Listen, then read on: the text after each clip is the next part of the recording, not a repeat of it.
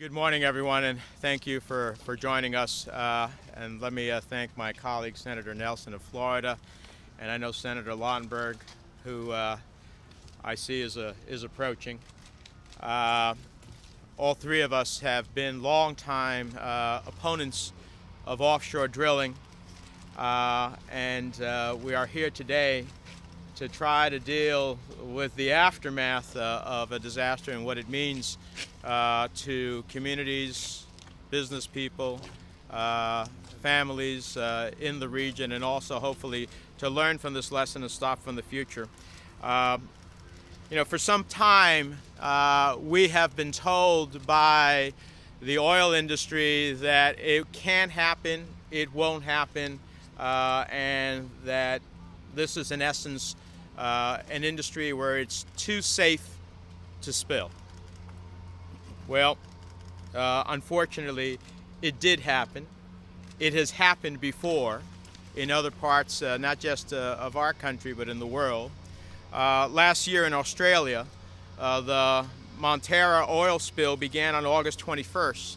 The cause still being determined, but there's a lot of similarities to what happened in the Gulf.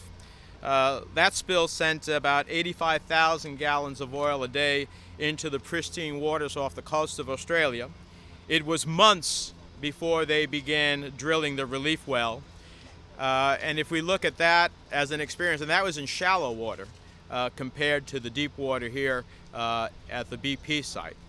So according to the latest estimates, the deep water well is sending 210,000 gallons of oil into the Gulf.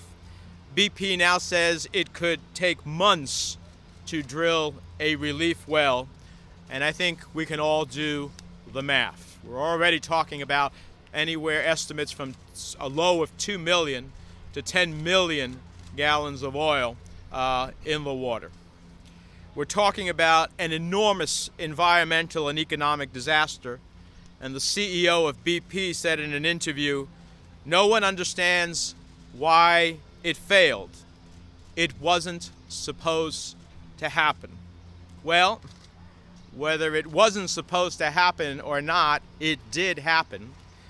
That the wells with all of their redundant shutdown systems were too safe to fail. Well, they weren't too safe to fail.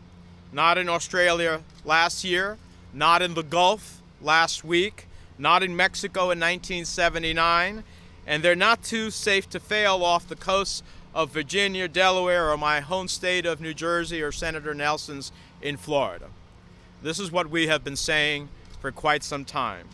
2 major spills in 2 years is not a very good record in my book.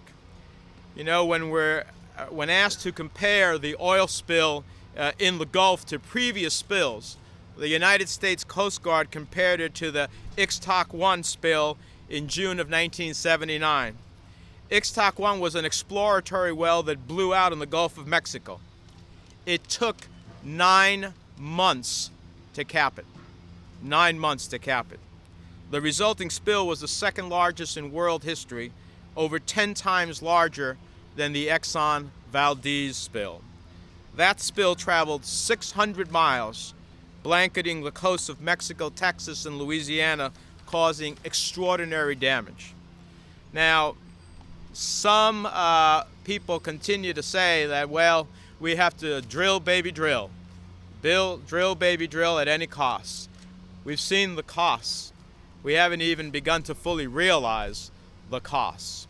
And that's why those of us who have opposed offshore drilling just cannot understand that we are still pursuing a fuel for which we could only produce in the United States 3% of the world's oil when we consume 25% of the world's oil, where in fact the effect would be minimal in terms of the amount of gasoline that would be generated and make no impact on the cost of gas, and pursue an oil that ultimately is a cause of why we seek climate change legislation in the first place.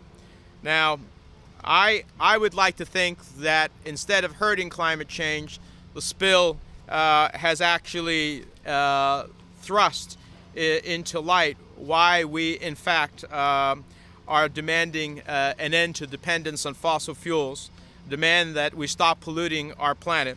If anything, this spill should act as a rallying cry for comprehensive climate and energy legislation.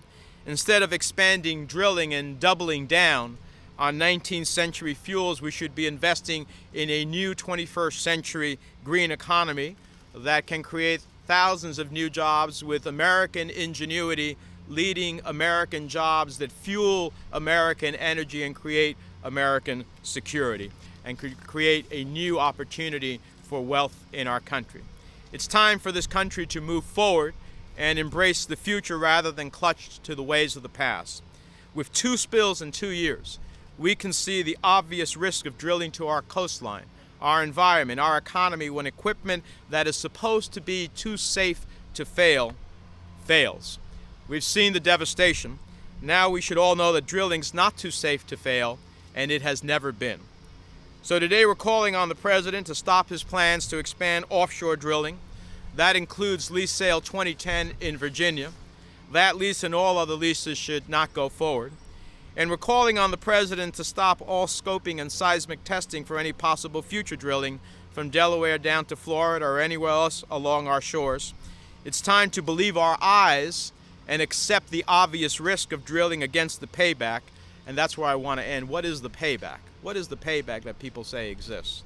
The Energy Information Administration, the federal entity that tells us and estimates for us about energy sources, says that opening all of our shores to drilling would amount to no more than a few 100,000 barrels of oil per day. That translates to a few tablespoons of gasoline per American vehicle, a drop in the bucket with no measurable impact on gas prices in what is a world market. I don't want to gamble New Jersey's coastline, which is a huge driver of our economy, one of the centers of commercial fishing, one of the great estuaries in our nation, and the life of coastal communities for a few tablespoons of gasoline. It's time to be smart about our energy future, and that's why we've also introduced the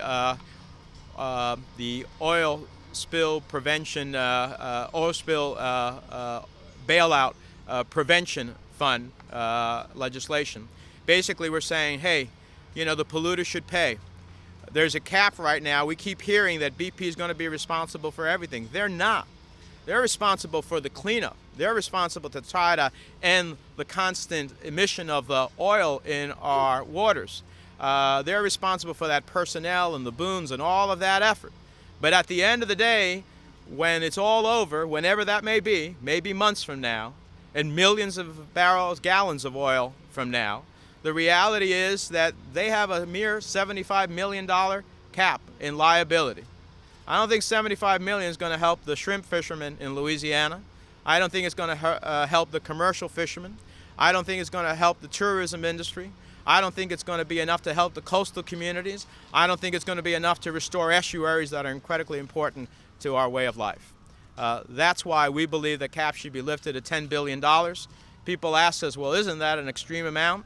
Well, BP made $5.6 billion in profits in the last quarter alone. January, February, March of this year, they made $5.6 billion in profits. Not revenues, profits.